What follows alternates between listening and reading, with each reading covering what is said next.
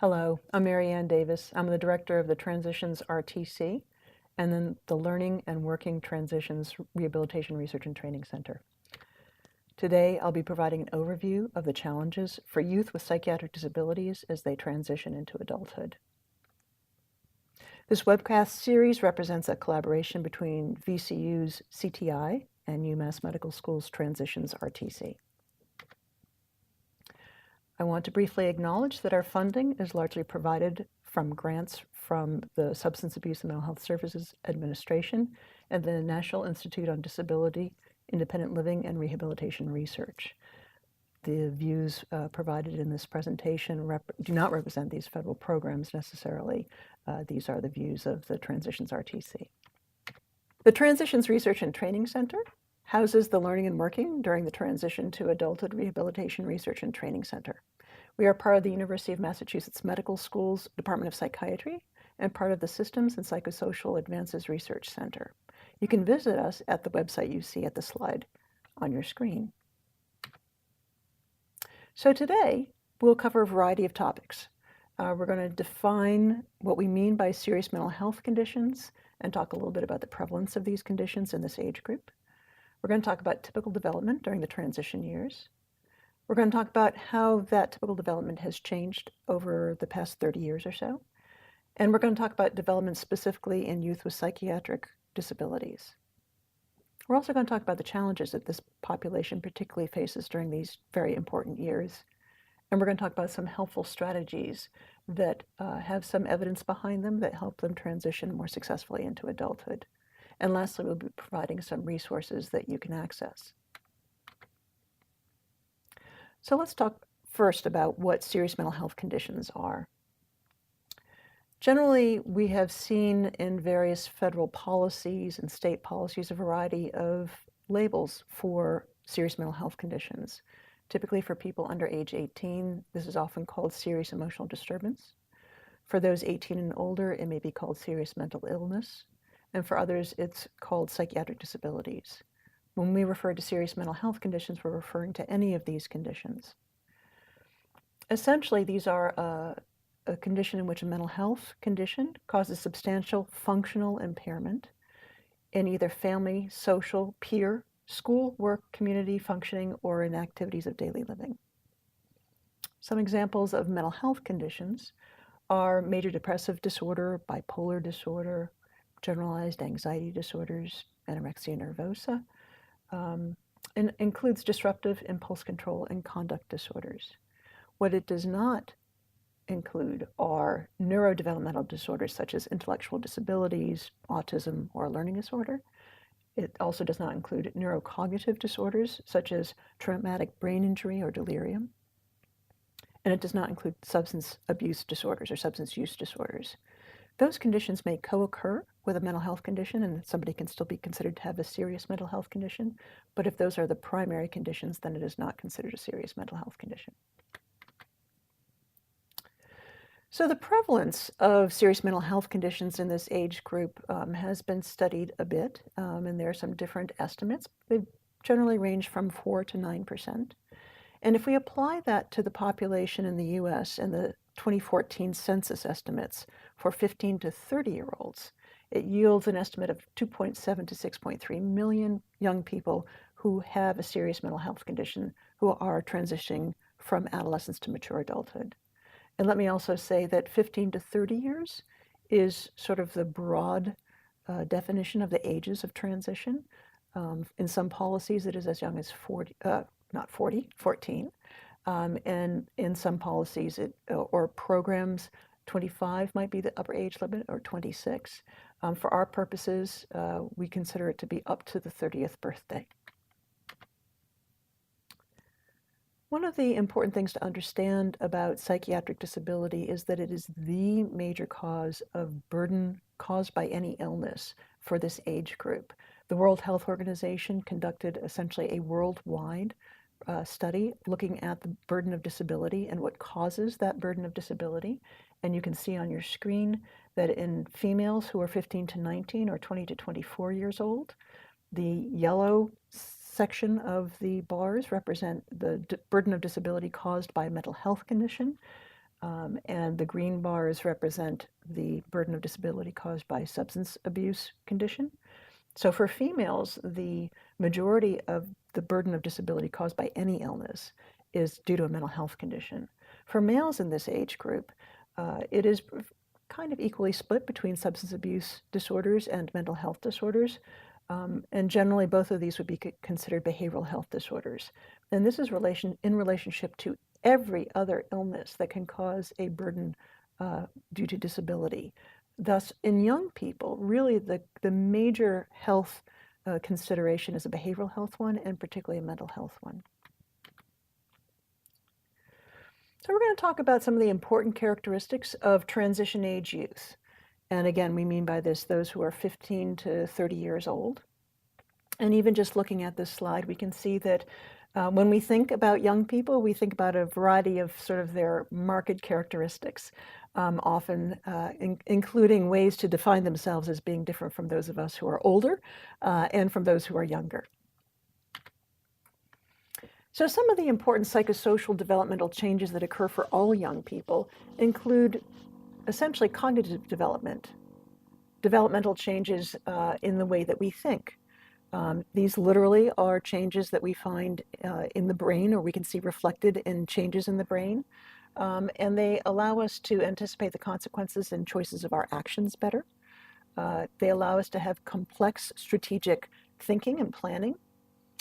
And it gives us behavior and cognitive control towards emotional stimuli. And that's just a fancy way of saying that if you are pursuing a goal, let's say the plan is to go see your therapist today, and some friends text you at the last minute and say, hey, we've got this party to go to.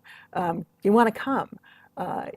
Overcoming that emotional stimulus, which is a very exciting prospect, and sticking with your plan, which may not be quite as exciting, is one of the capacities that young people develop much more strongly during this stage of life. These are also some of the capacities, cognitive capacities, that are that mature the latest. There are still changes in the brain that reflect some of these changes into the mid-20s. One of the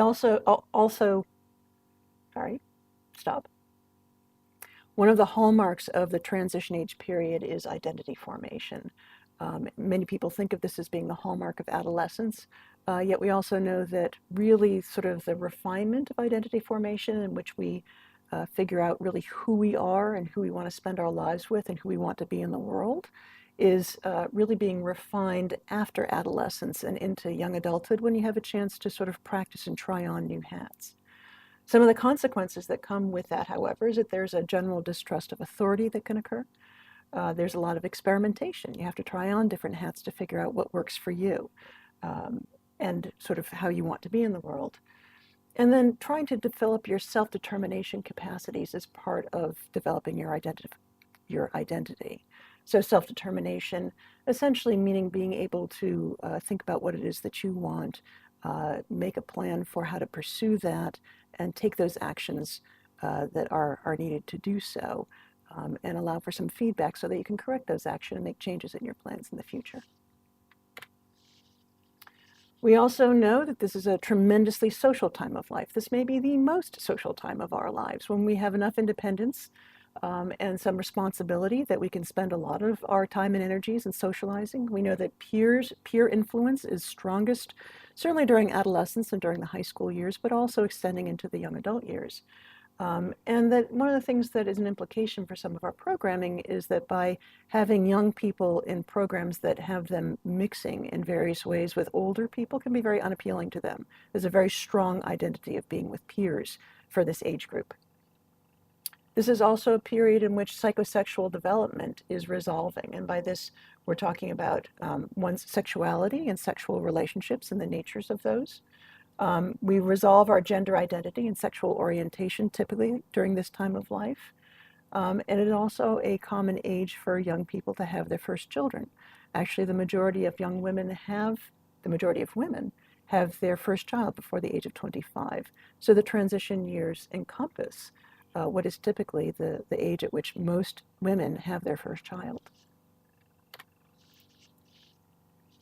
that psychosocial development is what underlies our abilities to function maturely. It is what allows us to essentially become what society expects of us as adults. It is a time when we complete our schooling and training. It is when we expect to start heading a household or at least contributing significantly to a household. It's when we expect people to obtain and then hopefully maintain rewarding work. We develop a social network during this stage of life that is different from our childhood social network typically, and it is the one that sustains us during this period of time. It is a time when we start to become financially self-supporting, and it's also a time when being a good citizen is important in a different way. When a person is considered to be a legal minor, the system tends to be more rehabilitative. When somebody is labeled a legal adult, the system holds them accountable in a much different way. So this is also a very important transition. Another important characteristic about this stage of life is that really it is captured by what we think of as a cultural type of concept. Young people of this age are part of what we would call youth culture. And every generation has the things that define their youth culture that allows them to be separate from people who are older and people who are younger. And so some people in the audience may recognize some of these sort of iconic images from different youth culture generations. Certainly the 1960s had a very iconic image of standing up against authority. It's often captured in our music and in our fashion and our styles. And this changes on a fairly regular basis. And so that it is always an evolving youth culture. And we think primarily, very commonly about youth culture now as encompassing a lot of technology, a lot of social media, cell phones and smartphones playing a very important role in young people's lives in the way they communicate with one another, and therefore the way that we communicate with them. And also in terms of changing music and fashion and all of those things that typically define a generation. These are all important to understand as we think about how we help young people and how we reach out to young people. Not that we want to represent ourselves when we're not a member of youth culture to be a member, but to understand and be respectful of their youth culture. One of the other very important changes that occurs during this stage of life is our changing relationships to our family. Sometimes this represents a fair amount of conflict as young people try to separate their identities from their family. But families also remain connected to young people, can be an incredibly important source of support for them. It's not the case that young adults are as embedded in their families typically as are adolescents or those who are younger, but they are more related and receive more supports typically, and their families are more centrally involved in their lives than we see typically in older adults. And those changes are very important in the way that we reach out and provide resources for young people during this stage of life. Now we're going to talk a little bit about the challenges specifically for youth who have serious mental health conditions as they transition into adulthood. So we reviewed the typical psychosocial changes that we see in young people in our society. And generally, the research suggests that in general, for this group of young people, that psychosocial development is often delayed. This does not mean that every young person who has a serious mental health condition has delayed psychosocial development, nor does it mean for any individual that their psychosocial development is equally delayed in different areas. But in general, we can expect that it's not unusual to see some psychosocial delay. So we see cognitive, moral, social, and identity formation development is delayed in youth with serious emotional disturbance, which is the population that has received, I would say, the most research attention around these issues. So that if a young person has had a serious emotional disturbance in childhood or adolescence, we often see some psychosocial delay. However, it's important to keep in mind that the developmental tasks for all young people are present for young people who have serious mental health conditions. And they are just as desirous as their peers for the freedoms of adulthood, if not necessarily as young people may not be ready for the responsibilities of adulthood. We also then shouldn't be surprised to find out that their movement into young adult role functioning can also be compromised or delayed. We see that the rate of homelessness is considerably higher in youth who have been in public services who have a serious mental health condition compared to either the general population or specific populations without serious mental health conditions. We see that pregnancy rates in girls are considerably higher. And we also see that their involvement with the justice system can be quite high compared to the population in general, certainly by their 25th birthdays. We also see that their role functioning really remains different from mature adults. These data are from the National Comorbidity Study, which is a national representative survey of households. And those who have had a diagnosis or a diagnosable condition of mental health in the past 12 months, who are 18 to 30 years old, have significantly different role functioning compared to those who are 35 to 44-year-olds who have a psychiatric disability or condition. We see that young adults are more likely to be not working. They are much more likely to be living below poverty level. They're also much more likely to still be in school. Importantly, socially, they're going to have a lot more daily contact with a friend, and they're more likely to not yet be married. And these are all important things as we think about how we provide services to young people, that they simply are functioning in a different way than mature adults, and so our programs and interventions need to reflect some of those differences. One of the common things for young people is the involvement of substances in their lives. This is a chart, a figure out of a publication that you can see by Swenson and colleagues that looked at the ages in which individuals who eventually developed a substance use disorder, the ages at which they were first exposed to substances, had ever used them, developed an abuse or dependence, and then started on the road to recovery. And what we can see in this figure is that between the ages of 18 and 25 is a tremendous acceleration in the features of having developed drug abuse, we can see on the green line, or drug dependence in the dark purple line. That accelerates during these years, and there's a delay then before we commonly see some evidence of remission from either abuse or dependence. And so in general in the population, this is an age in which substance use and abuse becomes common. So then, not too surprisingly, we see that this is also the peak age for substance abuse and dependence for young people who self-identify as having a serious mental health condition. 48% reported past year illicit substance use, and 36% actually meet criteria for a substance use disorder. It's a very high rate of co-occurrence. Moving back to what we see in the general population, I think it's important for people to know and to be familiar with a recent study that the Institute of Medicine completed studying young adulthood. They produced a report called Investing in the Health and Well-Being of Young Adults. The study that the Institute of Medicine was asked to make was to review the state of the science and policies that are pertinent to the life course of young adults, really focus on 18 to 26 years old, but also reviewing some of the policies and research that are relevant slightly before ages 18 and a little beyond age 26. And they were asked to provide recommendations for policy, programs, research, system development, and service delivery, primarily targeted at federal and state governments, but also having general importance for the rest of us in thinking about what is needed by young adults. And because youth and young adults with serious mental health conditions are part of our nation's population of young adults, the key findings of this report are generally important for us to understand as well. And the overall conclusion is that young adulthood is a critical developmental period. This came from a variety of research findings that indicate that this is a time of life when we can develop certain skills and capacities that are critical for later development, that are hard to develop later in life, and that affects our lives for a long trajectory after this stage of life. This report and study also concluded that the world has really changed in ways that place greater demands on young adults than it has in the past. That there has been a change in the way our world works, that the economy is focused more on a service industry, that there are fewer low-wage and minimum wage jobs, and the values of those wages are less than they have been in the past. And the labor market has changed, that has really altered the landscape and what young adulthood presents in terms of risk and opportunities.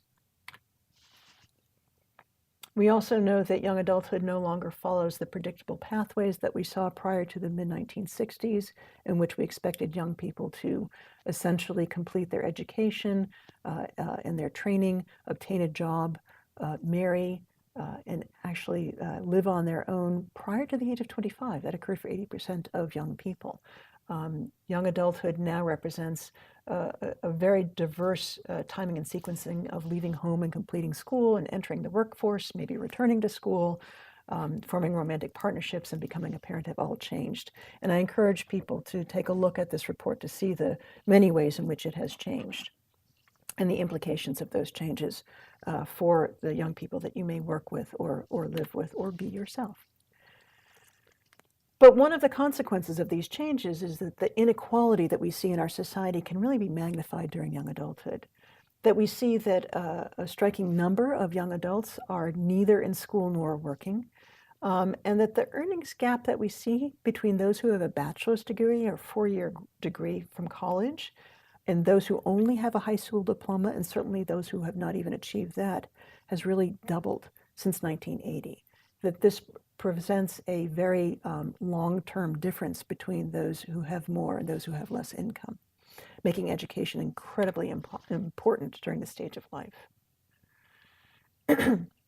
In particular, those earning prospects of those who don't have any post-secondary education or training, a credential in that area, and especially for high school dropouts, are now very, very limited.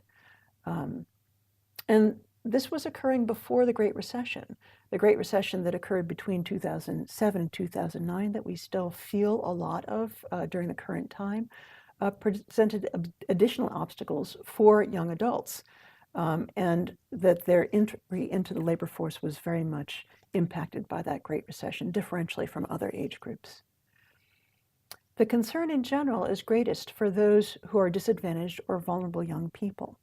And those with a serious mental health condition certainly fall into those who are often disadvantaged and are vulnerable. So we see for the population of young people who have a serious mental health condition, compromise in their education really during the transition years, starting during their high school education. Among special education students, those with emotional disturbance have the highest rate of high school incompletion, with the latest statistics showing a 44% rate of high school incompletion versus 14 to 29% in other students, in students with special education who are in other disability groups.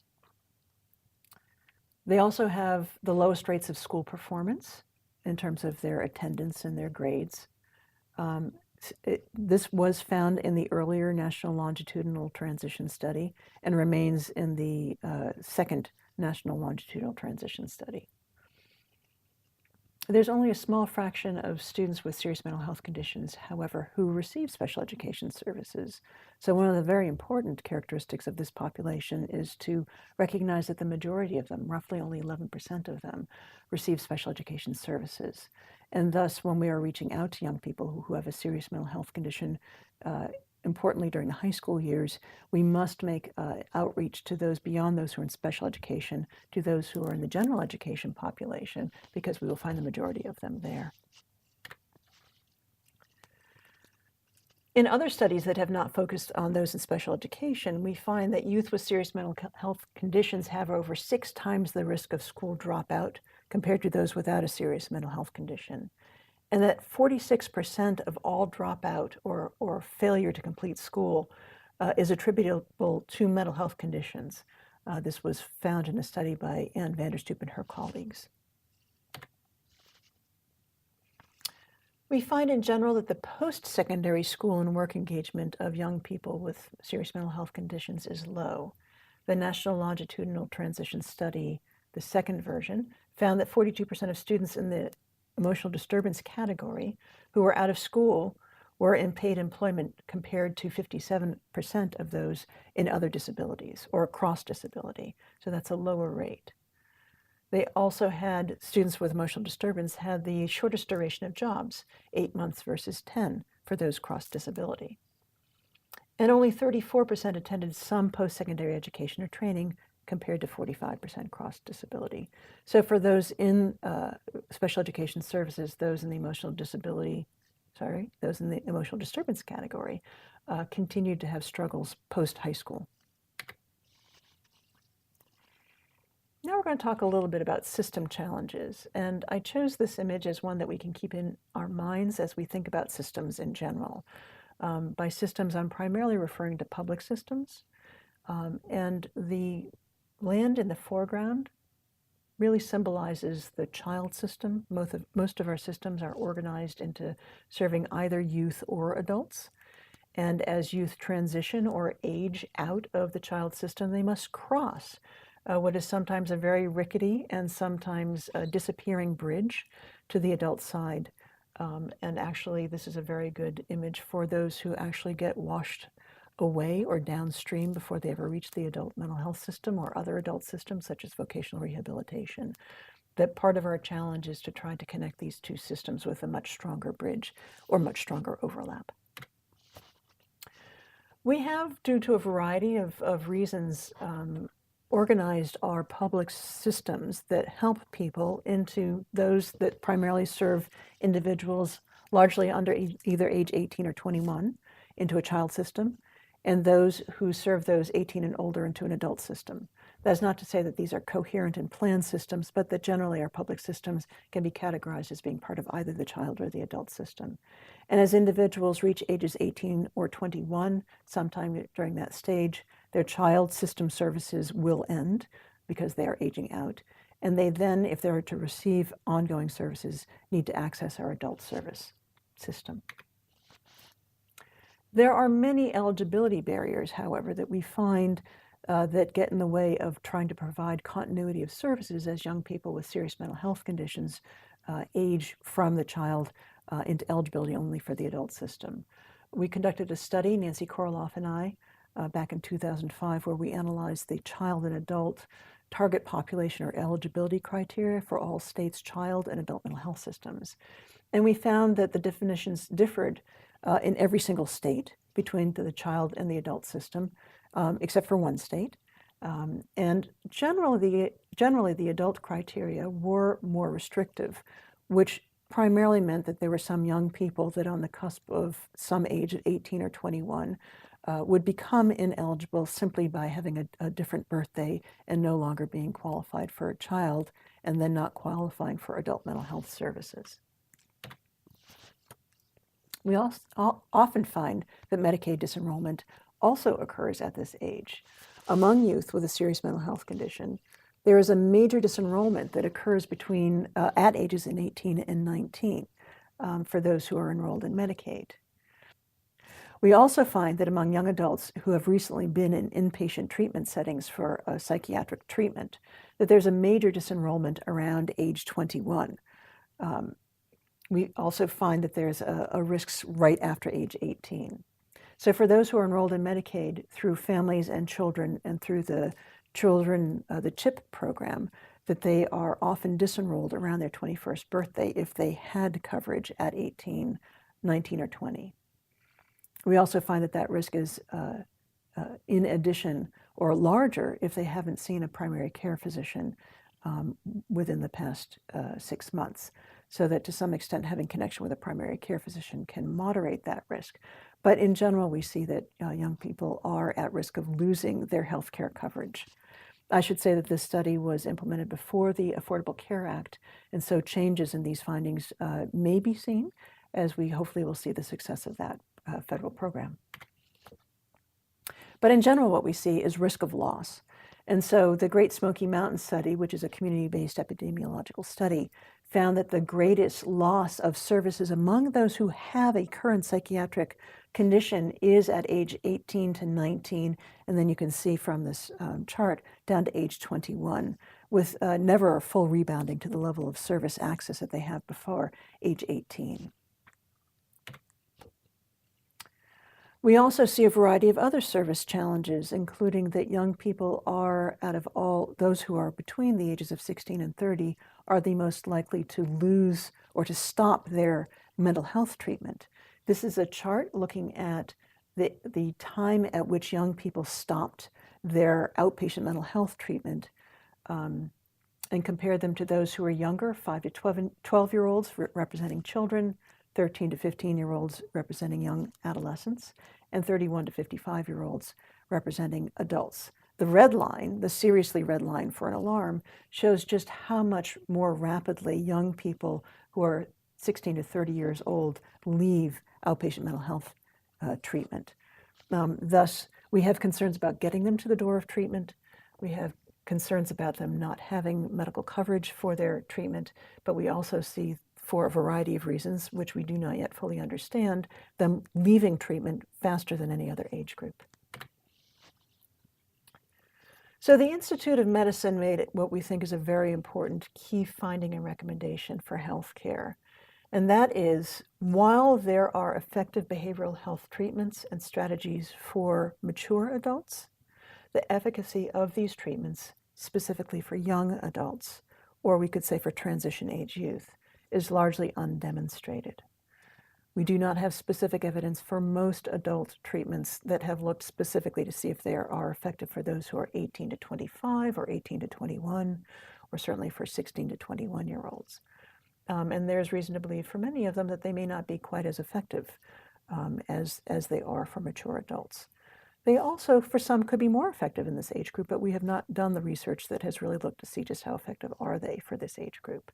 And so the Institute of Medicine's key recommendation was to develop evidence-based practices for both medical and behavioral health care, including prevention, specifically for young adults to ensure that it is effective for this age group.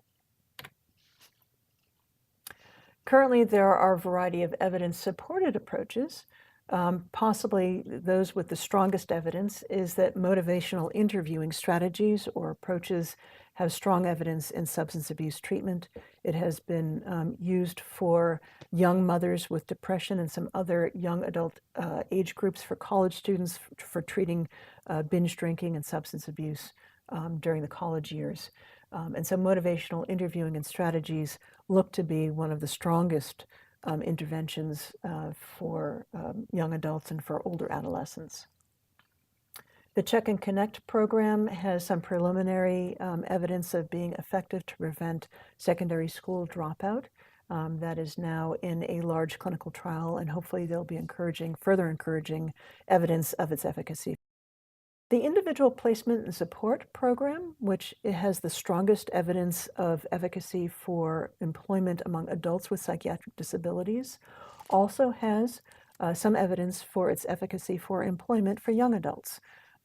The group at Dartmouth that developed the intervention examined their randomized clinical trials that included young adults in them, in the adults that were recruited for those trials, and found that compared to services as usual, those young adults had better employment outcomes. We also see that there are a variety of approaches that are being developed for those who have had just their first episode of psychosis. And generally speaking, that occurs in late adolescence and young adulthood for most people. And therefore, the approaches largely are tailored to this age group.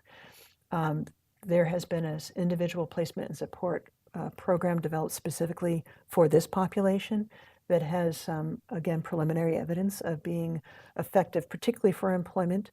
The evidence around its effectiveness for helping young people with their educational goals is less clear. There is also a model for coordinated specialty care for first episode psychosis treatment that also has preliminary evidence. And a lot of the research that was done through the National Institute of Mental Health's RAISE program should be being published this year and next year, showing the evidence for these specific approaches, which we understand are quite encouraging.